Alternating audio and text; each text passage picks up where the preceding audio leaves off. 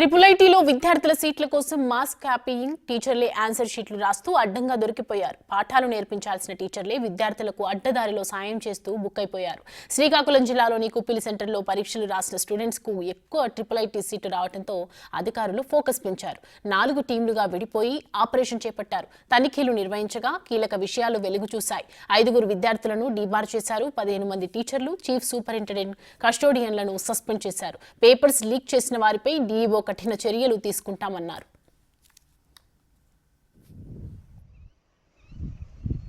ఎక్కడుంది అని నేను ఒక ప్రశ్న వేస్తున్నాను సమాజానికి. పెద్దల తప్పిదంతా.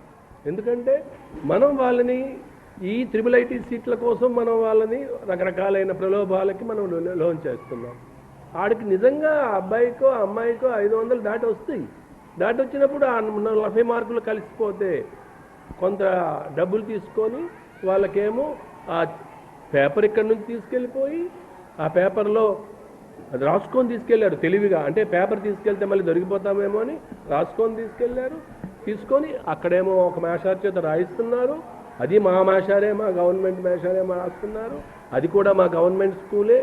దానిలోంచి అది పక్కా ఉంది, మన దగ్గర అంతా సమాచారం ఉంది. దాన్ని పిలుచుకొని కరెక్ట్గా వెళ్ళాం. 2 టీములు ఒక దగ్గరికి వెళ్ళాయి. 2 టీములు, నేను, నా ఏసీ గారు సెంటర్లోకి వెళ్ళాం. సెంటర్లోకి వెళ్ళి 5 దొరికారు. ఇంకా చాలామంది దొరకాలి. కాకపోతే అవి బయటికి విసిరేశారు. విసిరేసి దీనిలో చేసాం. సో 5 వాలంటీర్ చేసాం. దీనిలో ఉన్న వాళ్ళందరూ కూడా ముఖ్యంగా అక్కడ పేపర్ రాస్తున్నారు. ఆ పేపర్ రాస్తున్నప్పుడు పక్కన ఉన్నారు. అంటే నేరం జరుగుతున్నప్పుడు పక్కనున్నా కూడా మనం దాన్ని సస్పెక్ట్ చేయాలి కదా. నేరస్తులని మనం చెప్పలేము కానీ సస్పెక్ట్ చేస్తాం. అలాగే ఆ పక్కన వీళ్ళు ఉన్నారు, అడ్మినిస్ట్రేటర్ గారు కూడా ఉన్నారు అదే స్కూల్లో. మరి వీళ్ళందరూ కూడా దానికి బాధ్యులుగా మేము అనుకుంటున్నాం. 15 మందిని ఇప్పుడు చర్యలు మేము రెడీ అయిపోయినాయి.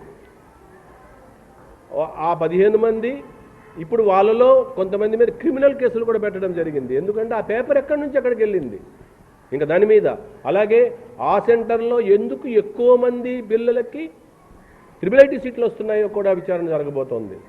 ఇదేది అంతం కాదు, ఇది ఆరంభం అంతే. దాని సంగతి ఏదో